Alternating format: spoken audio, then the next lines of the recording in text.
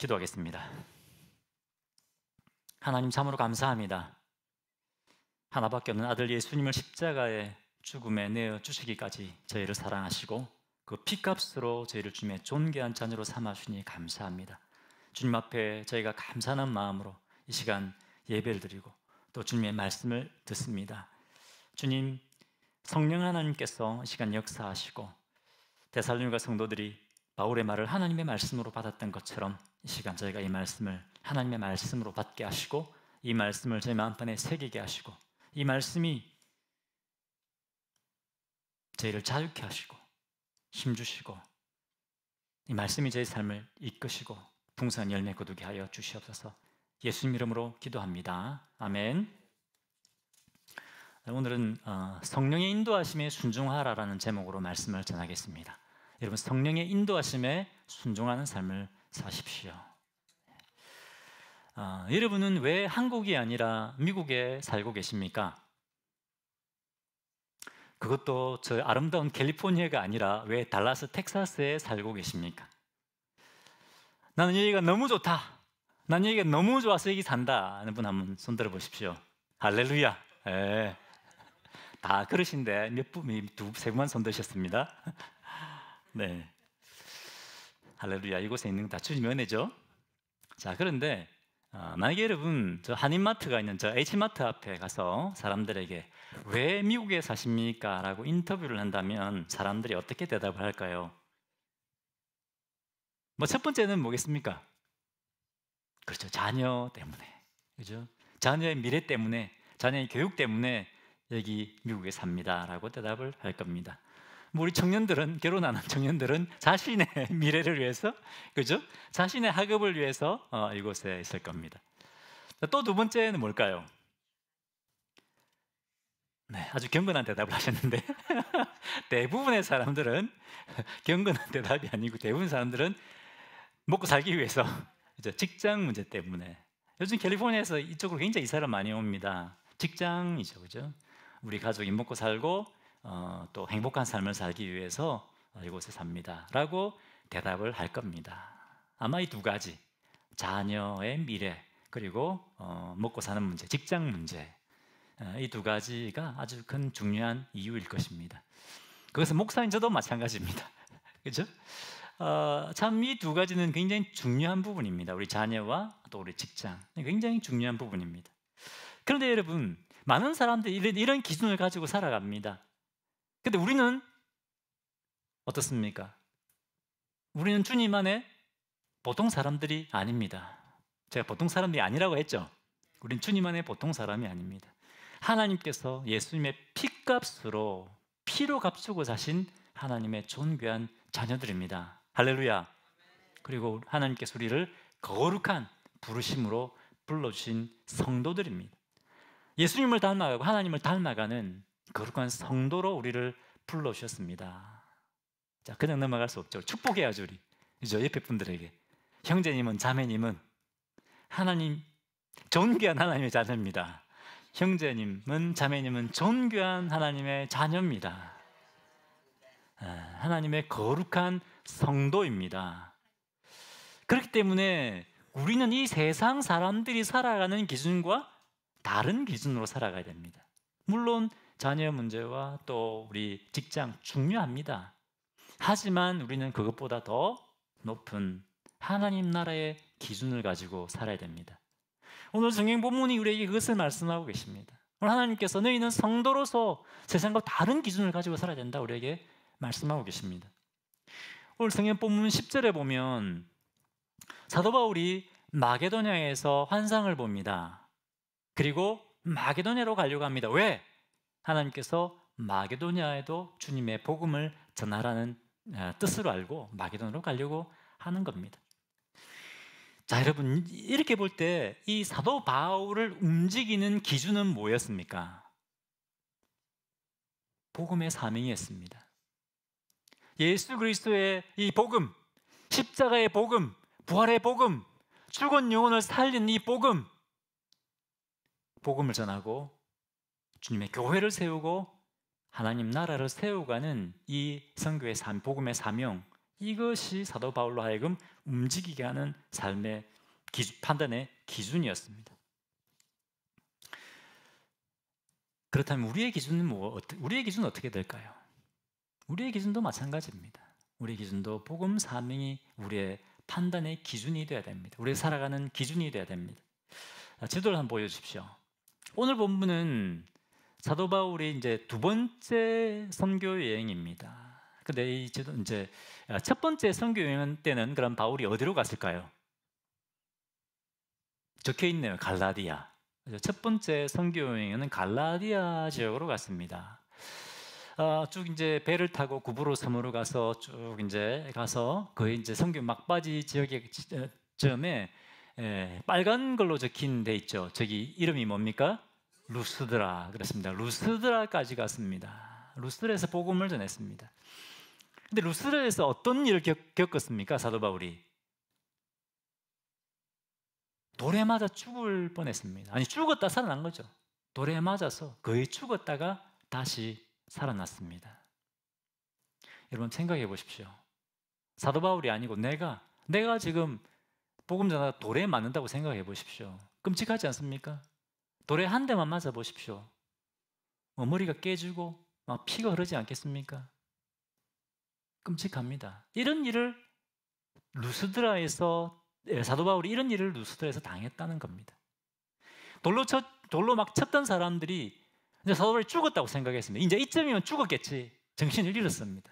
그래서 어떻게 합니까? 사도 바울을 그냥 고이 모시고 나간 것이 아니라 질질 끌고 선거로 나가서 밖에 버리고 왔습니다. 죽었다. 이제 죽였다. 형제들도 같은 선교팀 형제들도 바울이 이제 순교했구나. 안타까운 마음으로 바울을 빙 둘러섰습니다. 그런데 어떤 일이 일어납니까? 바울이 정신이 돌아온 겁니다. 다시 살아나고 둘둘 들고 일어난 겁니다. 그래서 다시 성에 들어가서 복음을 전합니다. 그리고 그 다음 도시인 더베로 갑니다. 더베가 이제 1차 선교여행의 제일 마지막 종착지이죠. 더베 가서 복음을 전합니다. 자, 이제 돌아와야 됩니다. 여러분 지도를 보고 보십시오. 안디옥에서 파송 받았습니다. 자, 그럼 여러분 안디옥을 가려면 어떻게 가는 게 빠른 길이겠습니까? 왔던 길을 돌아가는 것이 빠르겠습니까? 아니면 직진해서 가는 것이 빠르겠습니까? 직진해서 가는 것이 빠릅니다. 그런데 중간에 다소라는 곳이 있습니다. 다소는 어디입니까?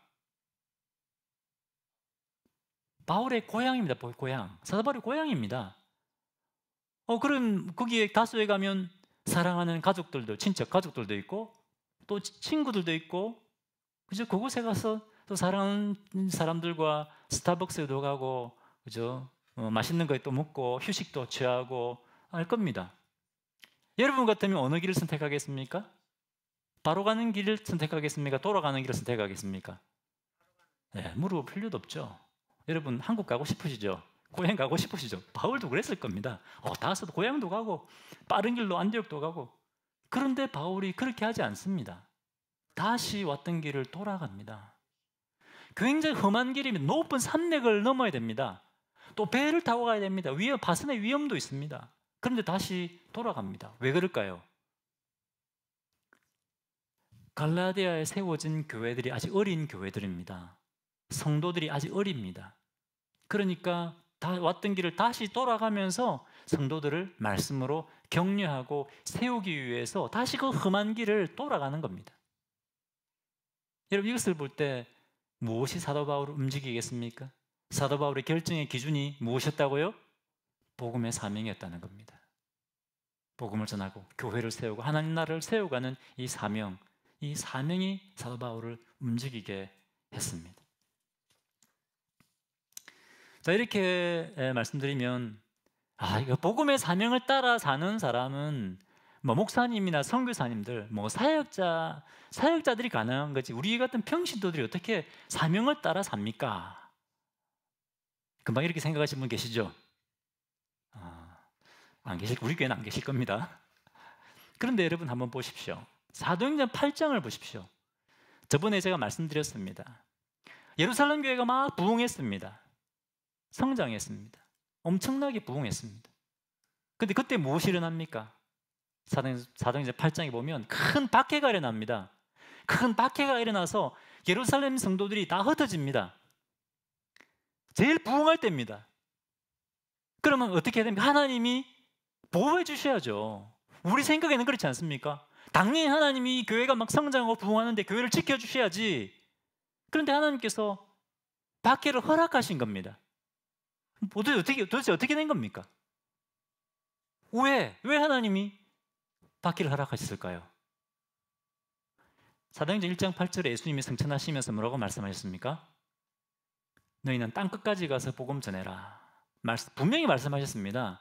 그런데 예루살렘 교회 성도들이 어떻게 했습니까? 여기가 좋사오니 교회도 부흥하고 할렐루야 여기가 좋사오니 떠나지 않는 겁니다. 분명히 주님이 예루살렘의 벽을 넘으라고 했는데 계속 그곳에 머물러 있는 겁니다. 그러니까 하나님께서 박해를 허락하신 겁니다. 그래서 어떻게 합니까? 성도들이 그렇게 가기 싫어하던 곳 사마리아로 간 겁니다. 여러분 어디 제일 가기 싫습니까? 여러분 가기 싫은데 생각해 보십시오. 자, 아프리카 가기 싫습니까? 브라질?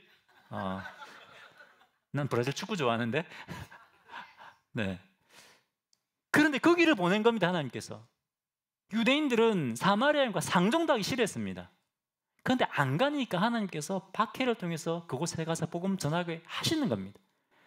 사마리아 사람들이 예수님 믿고 복음 듣고 구원받습니다.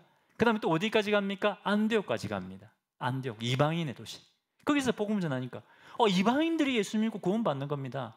그래서 안디옥에 교회가 세워집니다. 이 안디옥 교회가 오늘 이 바울과 선교팀을 선교주로 파송하는 거 아닙니까? 그러니 박해가 영원히 지속되느냐? 아닙니다. 박해의 주동자가 누굽니까? 바울이 바뀌게 된 사울. 하나님께서 이 바울을 치시고 하나님의 사역자로, 복음의 사역자로 삼으시죠. 거기로 또 예루살렘 교회의 박해가 멈춥니다. 하나님께서 박해를 잠시 허락하신 겁니다. 왜? 성도들이 안 나가니까. 성도들이 복음의 사명을 따라 살지 않으니까 하나님께서 고난을 허락하신 겁니다. 여러분 이거 뭘 보여주고 계십니까? 복음의 사명을 따라 사는 것은 사역자만 한다? 아닙니다. 복음의 사명의 기준에 따라 사는 것은 하나님께서 우리 모든 성도들에게 맡겨주신 것이라는 겁니다. 아멘이십니까? 제 말이 아니라 지금 성경이 그것을 말씀하고 계십니다. 우리의 판단 기준, 우리를 움직이게 하는 기준은 복음의 사명이다라는 것을 여러분 기억해야 됩니다. 자녀 교육 중요합니다. 직장도 중요합니다. 중요하지 않다고 얘기하지 않습니다. 하지만 그것보다 우리 성도들에게는 더 높은 기준이 있다는 겁니다. 여러분 마태복음 6장 33절에 뭐라고 말씀하고 있습니까? 그러면 너희는 먼저 그의 나라와 의를 구하라. 그래야면 어떻게 하신다고요? 이 모든 것을 너에게 더하시리라. 여러분 성도는 이 말씀을 믿을 수 있습니다. 우리 자녀 문제, 우리 직장 문제 중요합니다. 하지만 우리가 하나님 나라를 위해 살 때 하나님께서 그것을 책임져 주신다고 우리에게 분명히 말씀하고 계십니다. 자, 첫 번째 포인트는 이겁니다. 우리 성도들의 움직이는 기준, 판단의 기준, 모든 것의 기준은 뭐라고요? 복음의 사명입니다. 복음의 사명이다. 두 번째 포인트는 우리 성도는 복음의 사명에 따라 살면서 또 무엇에 민감해야 되느냐? 성령님의 인도하심에 민감하고 성령님 인도하심에 순종해야 됩니다. 성령님의 인도하심에 민감해야 됩니다. 그리고 성령님의 인도하심에 순종해야 됩니다. 자, 본문 6절을 보겠습니다. 본문 6절 보여주십시오. 파워포인트 보여주십시오. 성령이 아시아에서 말씀을 전하지 못하게 하시거늘 그들이 부르기아와 갈레리아 땅으로 다녀가. 여러분 제가 성경을 바로 읽었습니까? 다시 한번 볼까요? 성령이 아시아에서 말씀을 전하지 못하게 하시거늘. 이게 말이 됩니까? 사도 바울은 지금 어떻게 해서든 이게 소아시아에 복음을 전하려고 하는데 어떻게 했다고요? 막았다는 겁니다. 누가? 성령이 막으셨다. 무엇을 보여줍니까? 복음 전하는 거 하나님 뜻 맞습니다. 사도 바울은 분명히 이 하나님 뜻이라고 생각하고 이 계획을 세웠을 것입니다. 그런데 지금은 그때는 하나님의 뜻이 아니었다는 겁니다. 복음을 전하는 것이 하나님 뜻임에도 불구하고 그때는 그 지역의 복음을 전하는 것이 아니었다는 겁니다. 때로는 우리가 이거 하나님 뜻 맞다, 이거 주님이 원하신다라고 세운 계획들 가운데 하나님의 뜻이 아닐 때도 있다는 것입니다. 무슨 말인지 이해가 되시죠? 내가 이거 확실히 맞다라고 하는 것 가운데 주님의 뜻이 주님의 뜻이 아닐 수도 있다는 가능성을 우리는 가져야 됩니다. 그래야 우리는 성령님의 인도하심에 따라 성령님께 순종하며 나아갈 수 있다는 겁니다. 여러분, 우리는 다 본인이 그리고 있는 그림이 있습니다. 저는 저희 아내에 대해서 우리 와이프가 이런 아내가 되면 좋겠다, 그죠? 우리 사모님들은 우리 남편이 이런 남편이면 좋겠다, 그림을 다 그리고 있죠. 우리의 가정이 이런 가정이 됐으면 좋겠다. 또 우리 청년들은 뭡니까? 내가 대학을 졸업하고 내가 이런 인생을 살면 좋겠다, 그런 그림을 다 가지고 있습니다. 또 우리 각자는 교회에 대한 그림도 가지고 있습니다. 우리 교회는 이러이러해야 된다라는 그림을 다 가지고 있습니다. 제가 저번에도 한 말씀드렸죠. A 집사님은 A가 하나님 뜻이야 라고, B 집사님은 아닙니다, B 집사님은 아닙니다, B가 하나님 뜻입니다. 우리가 그럴 수 있다니까요. 그렇게 되면 교회가 좀 어렵겠죠. 다 우리가 가지고 있는 그림들이 있습니다. 그런데 성령님이 만약에 아니다, 그 그림 아니다 라고 말씀하시면 어떻게 해야 될까요? 그 그림들은 치워야 됩니다. 그 그림들을 치우고 성령의 인도하심에 따라 나가야 되는 겁니다. 아멘이십니까? 네. 나중에 A가 주님 뜻입니다, B가 주님 뜻입니다 막 싸우면 안 됩니다. 성령님의 인도하심에 우리가 따라가야 된다는 것입니다. 여러분, 성령님은 우리가 가는 길을 방해하시는 분이 아닙니다. 사도 바울이 소아시아에 막 복음을 전하려고 했는데 성령께서 막으셨다고 되어 있습니다. 하나님의 영이 그것을 막았다고 되어 있습니다. 그것을 볼 때 하나님 왜 자꾸 내가 하는 일을 주님 뜻이라고 생각했는데 왜 자꾸 내 길을 막으시냐, 그렇게 생각할 수 있는데 하나님 우리 길을 막으시는 분이 아닙니다. 여러분, 성령님 누구십니까? 그렇죠. 우리 성도님들 너무 잘합니다. 다 앞에 교회는 대답을 잘 못하던데 우리 교회는 너무 대답을 잘해요. 너무 잘하세요. 하나님이십니다. 우리 안에 내주하시는 하나님, 우리와 함께 하시는 하나님이십니다. 마태복음 14장 18절에 예수님이 뭐라고 말씀하셨습니까? 내가 너희를 고아처럼 버려두지 않고 내가 다시 오겠다고 말씀하셨습니다. 어떻게 우리에게 다시 오십니까? 누구를 통해서? 성령님을 통해서 우리에게 다시 오셔서 우리 안에 살고 계십니다. 우리 공동체 안에 살아 계신 분이십니다. 우리 옆에 계신 분이 아닙니다. 우리 안에 살아 계신 분입니다. 마태복음 14장 11절에 뭐라고 말씀하고 있습니까? 내가 아버지 안에, 아버지가 내 안에, 너희가 내 안에. 너무 이해가 안 되는 말씀 막 드리지 않습니까? 뭡니까? 완벽하게 연합했다는 말입니다. 내가 너희 완전히 연합했다. 여러분, 감동이 없으시네요. 하나님이 우리와 연합하셨다니까요. 하나님 우리와 연합해서 우리와 함께 살고 계신다니까요. 이것보다 더 놀라운 은혜가 어디 있습니까? 옆에 계신 것이 아니고 지금 살고 계신다니까, 우리 삶 속에. 할렐루야. 우리 안에 살아계신 성령님이 우리에게 능력을 주십니다. 자, 기도하면 공부도 잘하게 해주십니다. 우리 청년들. 물론 공부도 해야 되겠죠. 공부도 안 하고 기도만 하면 안 됩니다. 능력 주십니다. 지혜 주십니다. 하나님께서 우리의 가는 길을 우리 성령께서 우리 가는 길을 완벽하게 인도하시는 분입니다. 성령님 우리에게 완벽하게 보호하시는 분이십니다. 그렇다고 해서 우리에게 고난이 없다는 말은 아닙니다. 고난 가운데서도 성령님이 인도하십니다. 자, 옆에 분들에게 축복하십시오. 형제님에게, 자매에게 완벽한 보호자, 완벽한 인도자가 계십니다. 축복하시기 바랍니다. 형제님 안에, 자녀 안에 완벽한 인도자, 완벽한 보호자가 계십니다. 할렐루야. 네. 그리고 여러분, 제가 여러 번 말씀드렸지만 내가 내 상황보다 나보다 내 상황을 더 잘 아시는 분이 계시죠. 누구십니까? 바로 성령 하나님. 그죠? 마태복음 10장 30절에 하나님은 우리의 머리털까지 세신 바 되신 분이다. 내 머리털 세시는 분 손 들어 보십시오. 아무도 없죠. 하나님 다 세고 계신 분입니다. 내가 알 수 없는 상황까지도, 내가 보지 못하는 상황도 하나님은 다 아시고 우리를 인도하시는 분이십니다. 그분이 성령님이십니다. 뭔가 하려고 그러면 자꾸 길이 막힙니까? 아니, 하나님 도와주신다고 했는데 왜 자꾸 제가 하는 일마다 다 하게 막으십니까? 왜 다 못하게 하십니까? 혹시 그렇게 느끼십니까? 그것은 길을 막으시는 것이 아니라 인도해 가시는 겁니다. 자, 오늘 8절에 보니까 무시아를 지나 드로아로 내려갔는데 라고 되어 있습니다. 계속 하나님 성령께서 길을 막으셔서 지금 어디까지 갔다고요? 드로아까지 갔습니다. 드로아는 소아시아의 맨 끝입니다. 드로아 아시죠? 제가 전에 말씀드렸잖아요. 어딥니까? 트로이입니다. 트로이 목마 아시죠? 그리스 신화에 나오는 그 트로이가 바로 드로아입니다. 거기까지 하나님께서 길을 막으셔서 갔습니다. 길을 막은 것이 아니고 뭐라고요? 인도하심입니다. 인도하심입니다. 그리고 거기서 트로이에서 하나님께서 환상을 보여주십니다. 9절, 밤에 환상이 바울에게 보이니 마게도나 사람 하나가 서서 그에게 청하여 이르되 마게도나로 건너와서 우리를 도우라 하거늘. 마게도나로 건너와서 우리를 도우라. 이 도우라는 명령형입니다. 아마 간청하는 것이 표현일 겁니다. 제발 와서 우리를 좀 도와주시오.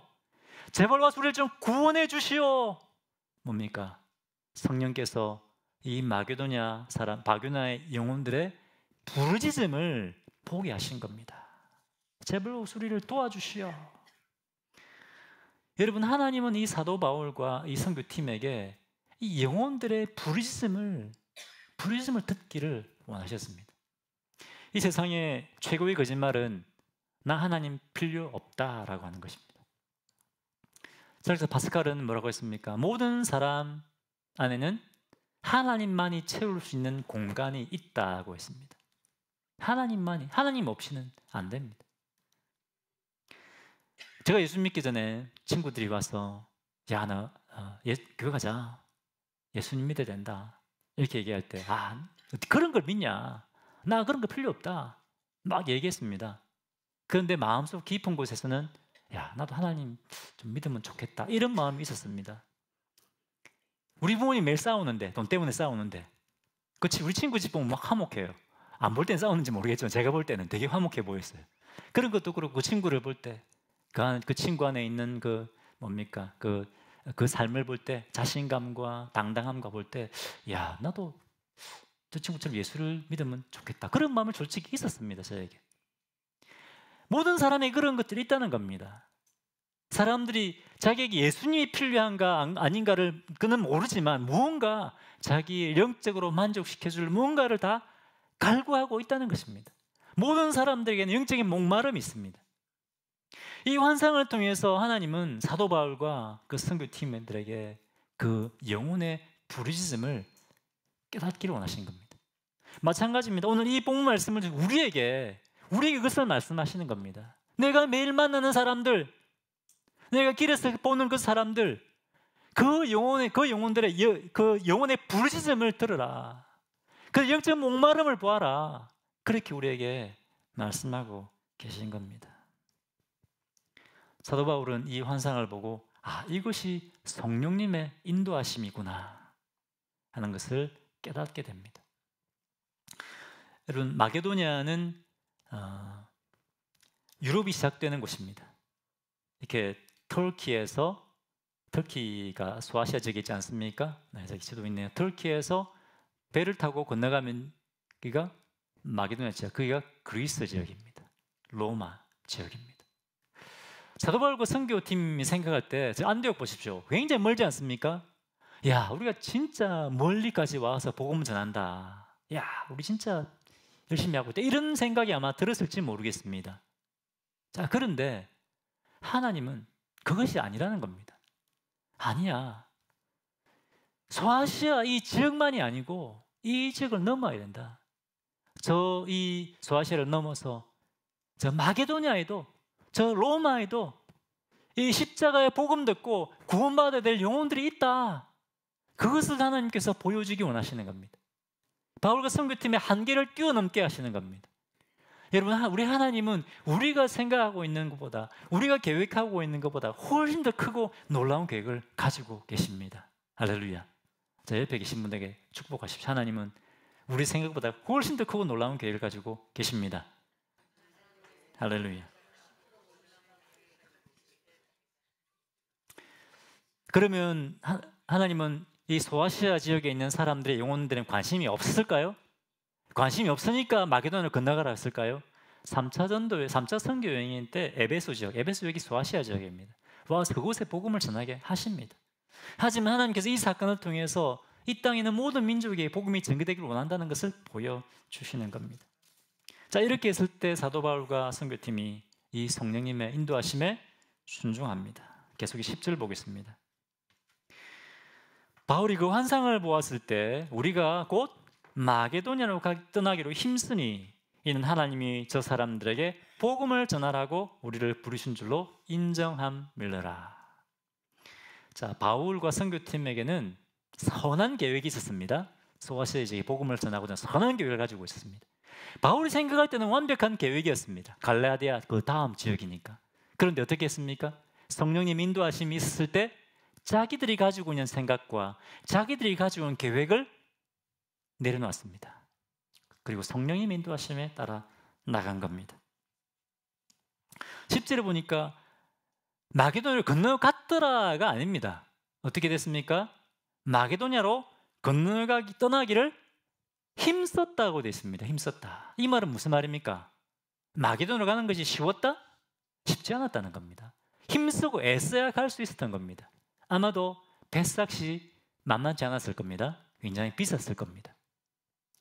그리고 지금 배를 타는 것과 지금 크루도 있고 페리도 있고 아주 편하지 않습니까? 이 당시에 배를 타는 것은 굉장히 불편하고 굉장히 너무너무 불편하고 그리고 배가 파손할 수도 있는 그런 위험이 있는 것입니다.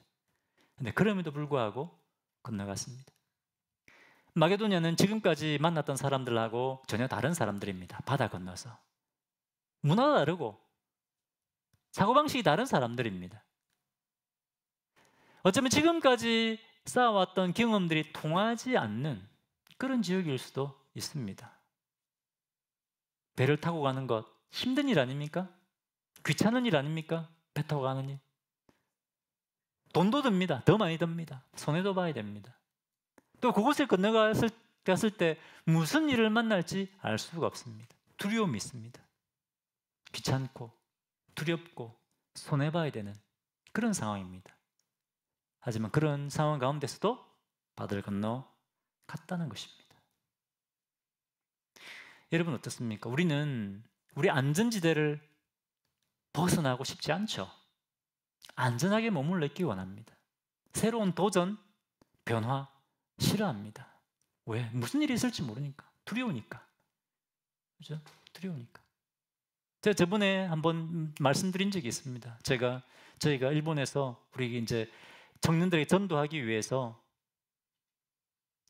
저희가 이제 500명 들어가는 그 홀을 빌렸습니다. 야, 사람들이 올까? 2시까지 저희가 회의를 하면서 기도하면서 결정한 것은 한 명이라도 오면 우리 가족 중에 우리 친구들 중에 직장 동료 중에 한 명이라도 오면 우리가 일을 하자. 그래서 그동안 모아놨던 돈을 우리가 다 쏟아부었습니다. 홀 빌리는데 돈 다 썼습니다.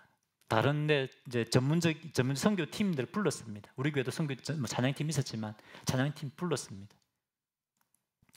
주님이 우리와 함께 하십니다. 주님이 사람을 보내줄 것입니다. 제가 막 목사님과 앞에서 얘기했습니다. 근데 집에 와가지고 두렵더라고요. 내가 막 이렇게 얘기했는데 안 오면 어떻게 하지? 저에게 솔직히 두려움이 있어요. 저에게 아무것도 안 하면 두려움 없잖아요. 근데 하니까 저에게도 두려움이 있고, 그리고 한 번도 그런 일을 해본 적이 없어요. 경험이 없어요. 걱정이 되는 거, 우리가 잘할 수 있을까? 근심도 되고. 그런데 시편 144편에 아침에 성경을 펴고 큐티하는데 시편 144편이었습니다. 내가 네 손을 가르쳐 싸우게 하겠다. 놋활을 쏘게 하겠다. 여러분, 놋으로 만든 활, 이게 됩니까 이게? 안 되잖아요. 얼마나 힘들겠어요. 놋으로 만든 활인데 너희라고 놋활을 쏘게 하겠다. 놋활을 당겨서 쏘게 하겠다는 겁니다. 그 말씀을 그 말씀이 얼마나 제게 큰 위로가 됐는지 모릅니다. 하나님께서 원하시는 것이구나. 성령님의 인도하심이구나. 담대한 마음이 생겼습니다. 그래서 그날 당일날 이렇게 뒤부터 앉지 말라고 뒤에는 줄을 다 쳐놨습니다. 맨 마지막 줄이 탁 끊기고 맨 마지막에 사람들이 가득 찼습니다. 그날을 잊을 수가 없습니다. 하나님께서 하신 거구나. 하나님께서 하신 거구나. 하나님의 크고 위대하심을, 하나님의 일하심과 역사하심을 경험할 수 있었습니다. 만약에 우리가 두려워서 일을 하지 않았다면 어땠을까요? 사람들 올지 안 올지 모르는데 어떻게 우리가 지금까지 다 모아놨던 돈 다 이렇게 투자하냐. 두렵고 근심이 되고 또 그 일을 위해서 불편하잖아요. 그것을 위해서 모여서 기도해야 되고 모여서 준비해야 되고 얼마나 귀찮습니까? 힘듭니까? 근데 만약에 우리가 그렇게 하지 않았다면 하나님의 역사하심을 경험하지 못했을 겁니다. 하나님의 일하심과 역사하심을 경험하는 것은 우리가 우리 안전지대를 벗어날 때입니다. 안전지대를 벗어나 한 발자국 믿음을 따라 나갈 때입니다. 여러분, 아까 우리 움직이는 기준은 뭐라고 했습니까? 복음의 사명입니다. 복음의 사명을 따라 나갈 때 성령님의 인도하심, 그죠? 성령님의 인도하심에 따라 우리가 순종해야 됩니다. 주님이 앞으로 가라고 하면 안전지대를 벗어나서 가야 됩니다. 넘어야 됩니다. 주님이 멈추라고 하면 멈추는 겁니다. 시간 걸려도 돌아가라. 그럼 시간이 걸려도 돌아가는 겁니다. 아멘이십니까? 네. 왜 전능하신 하나님이 전능하신 분이라고 했는데 우리 전능하신 하나님 찬양했잖아요. 근데 왜 전능하시다고 했는데 왜 내 삶에는 전능하신 하나님이 경험되지 않느냐?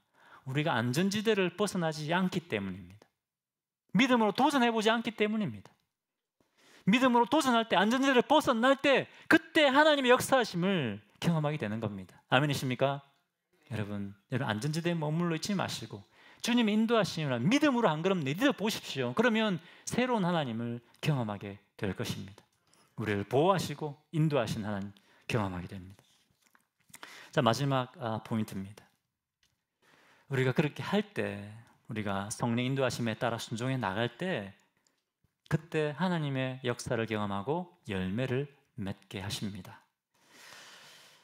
자, 바울과 선교팀은 이제 순종하여 바다 건너 마게도냐로 갔습니다. 12절 보겠습니다. 거기서 빌립보에 이르니 이는 마게도냐 지방의 첫 성이요 또 로마의 식민지라 이 성에서 수위를 유하다가. 마게도냐의 첫 이제 도시가 빌립보인데 빌립보는 로마의 식민지였습니다. 이 빌립보 사람들은 우리는 로마 시민이다라는 그런 프라이드를 가지고 있었습니다. 이 사람은 로마 시민권이 있었다니까요. 그것만 했습니다. 로마 시민이야. 그리고 이 지역에는 기도하는 처소가 없었습니다.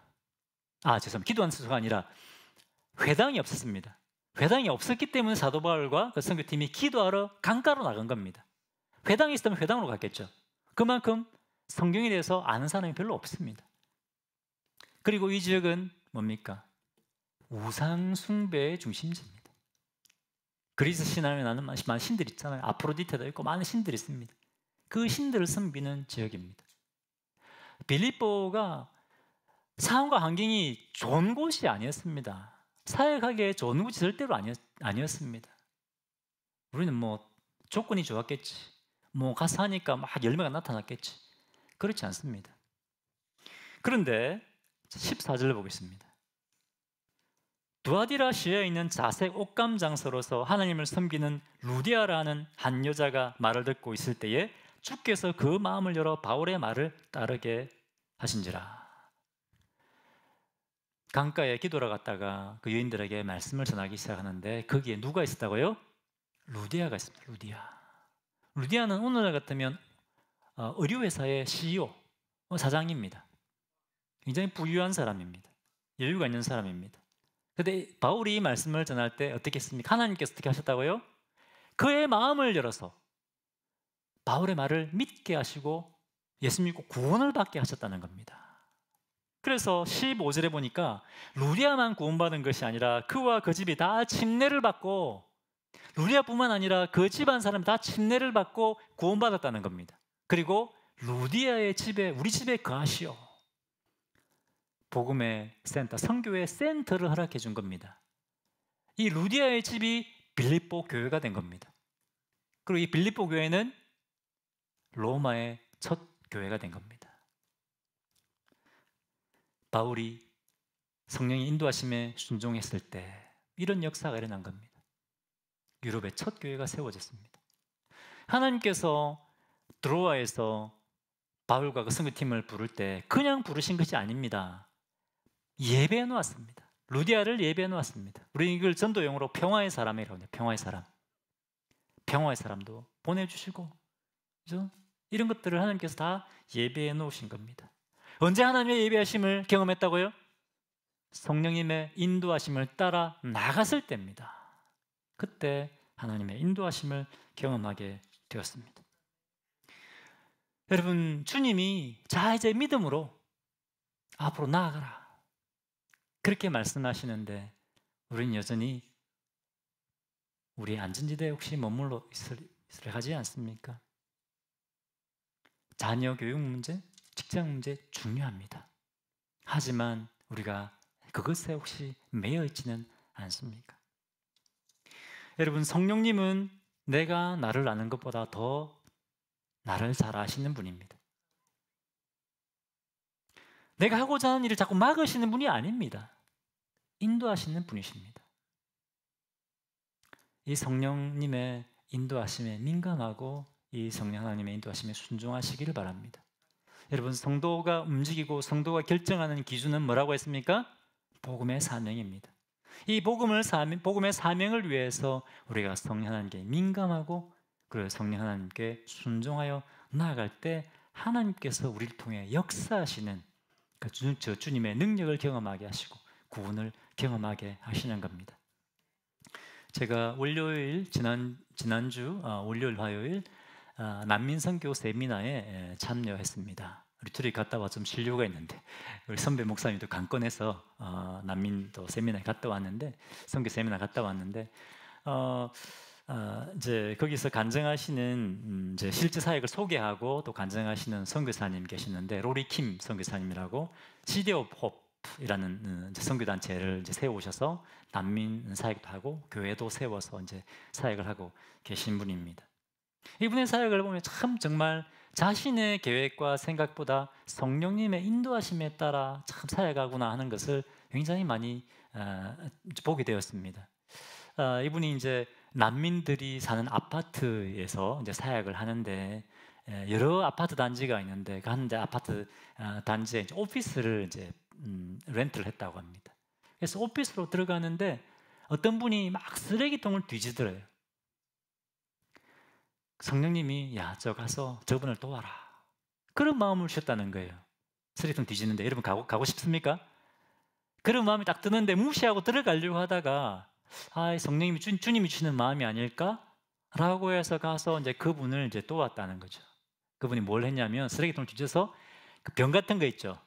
뭐 캔 같은 거, 병 같은 거 그걸 모아서 파는 겁니다. 이제 난민으로 왔으니까 경제적으로 굉장히 어렵지 않겠습니까?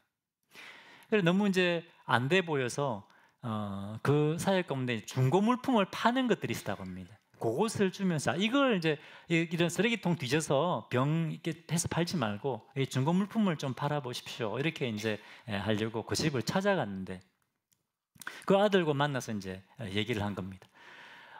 근데 알고 봤더니 나중에 그 아들이 깽두목이었습니다. 그 난민 아파트에 두 깽이 대립을 하고 있었는데 그 중에 한 깽두목이 그 할아버지 아들이었던 겁니다. 근데 알게 모르게 이 선교사님을 보호해주고 나중에 이 친구가 그 선교사님의 교회로 나오게 됐다는 겁니다. 주님의 사랑 때문에 그렇게 한 거라는 겁니다. 근데 나중에는 이 깽뿐만 아니라 다른 깽두목도 같이 그 교회에 나와서 구원받게 되는 그런 놀라운 역사를 하나님께서 경험하게 하셨다는 것이죠. 만약에 이분이 쓰레기통에 뒤지는데 저 뭐 이렇게 하고 만약에 무시해버렸다면 이런 일이 일어날 수 있었을까요? 귀찮은 일이잖아요. 더러운 일이잖아요. 근데 성령께서 주시는 그 감동을 쫓아갔을 때 하나님께서 그 일들을 행하신 것입니다. 그분이 이런 말을 하시더라고요. 성령님은 계속 우리에게 말씀하십니다. 그런데 우리가 성령의 음성을 계속 무시하면 성령의 음성을 분별할 수 없게 됩니다. 성령님이 말씀하실 때, 감동 주실 때 그때 순종하십시오. 그러면 그때 역사가 일어납니다. 그런 말씀을 하시더라고요. 여러분 어떻습니까? 우리는 계속 우리의 생각, 우리의 판단에 너무 우리가 매여 있지 않습니까? 성령님 뭘 원하십니까? 성령님 어떻게 할까요? 계속 우리가 그렇게 성령의 인도하심을 구하며 우리가 살고 있습니까? 우리 자신을 한번 돌아보십시오. 여러분, 우리가 복음의 기준을 가지고 살 때 끊임없이 성령 하나님의 민감하고 성령 하나님의 인도하심에 순종하는, 그래요 우리 하나님께서 우리가 가지고 있는 생각과 계획보다 훨씬 더 큰 계획을 가지신 그 주님께서 우리를 통해 일하고 역사하시는 것들을 경험하시는 우리 성도님들 되시기를 바랍니다. 아멘이십니까? 나중에 우리가 매번 우리가 찬양 드리지 않습니까? 주님 말씀하시면 내가 나아가리다. 주님 말씀하시면 머물겠습니다. 매주 우리 찬양 드리지 않습니까?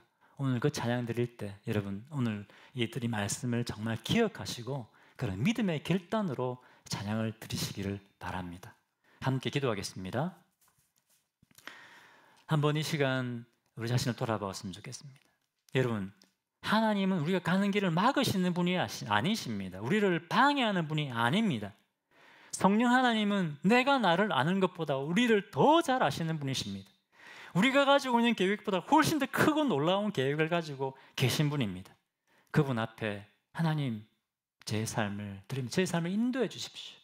성령 하나님 말씀해 주십시오. 제가 그 말씀에 따라 순종해 나가겠습니다. 그렇게 믿음으로 고백하고 결단하는 기도의 시간, 우리가 함께 기도를 하나님 앞에 올려 드립시다. 기도하겠습니다. 하나님 아버지, 오늘 말씀을 통해서 우리가 어떻게 살아야 될지, 우리의 삶의 기준이 무엇인지, 우리의 판단의 기준이 무엇인지 우리에게 분명히 말씀해 주시니 감사합니다. 하나님 아버지, 이 말씀 붙들게 하여 주십시오. 우리에게서 안전지대에 머물러 있으려 하지 않습니까? 믿음으로 한 걸음 내딛게 하여 주시옵소서. 그때 하나님께서 우리를 통해 일하고 역사하시는 그 주님의 놀라우신 그 주님의 은혜를 보게 하여 주옵소서. 기도하겠습니다. 할렐루야. 하나님 참으로 감사합니다. 오늘 이 사도 바울의 마게도냐 환상을 통해서 저에게 말씀해 주시고 인도하시니 감사하고 찬양합니다. 하나님, 저희가 저희 자신의 것들에만 매여 있지 않게 하여 주시고 크고 위대하신 우리 주님의 크고 위대하신 그 계획을 저희가 보게 하여 주시고 제 삶의 기준, 제 판단의 기준을 복음에 사명해 둘 수 있도록 은혜를 다하여 주옵소서. 주님, 성령 하나님의 인도하심에 귀를 기울이고 말씀하실 때 적극 순종하는 종들이 되어서 우리 하나님께서 저희를 통해 일하고 역사하시는 그런 놀라운 은혜와 또 주님 열매 맺게 하시는 것들을 경험케 하여 주옵소서. 예수님 이름으로 기도합니다.